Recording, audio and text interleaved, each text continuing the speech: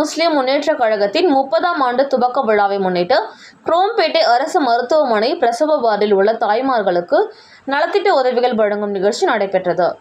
குரோம்பேட்டை அரசு மருத்துவமனையில் தமிழ்நாடு முஸ்லிம் முன்னேற்ற கழகத்தின் 30ஆம் ஆண்டு துவக்க விழாவை முன்னிட்டு பலாவரம் தொகுதி செங்கல்பட்டு வடக்கு மாவட்ட தமுமுக சார்பில் குரோம்பேட்டை அரசு மருத்துவமனையில் பிரசவ வார்டில் உள்ள 100க்கும் மேற்பட்ட தாய்மார்களுக்கு மற்றும் மருத்துவமனையில் உள்ள சிகிச்சை பெற்று வரும் 300 நபர்களுக்கு பழங்கள், போர்வை உள்ளிட்ட நலத்திட்ட உதவிகள் வழங்கும் நிகழ்ச்சி நடைபெற்றது.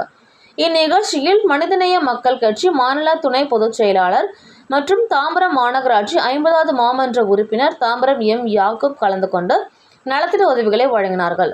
உடன் நிகழ்ச்சியில் தமுமுக மாவட்ட செயலாளர் யு. பரூக் அகமது, தலைமை மருத்துவர் பழனிவேல் உட்பட மாநில, மாவட்ட, பகுதி, வார்டு தமிழ்நாடு முஸ்லிம் முன்னேற்ற கழக நிர்வாகிகள் பலர் கலந்து கொண்டனர்.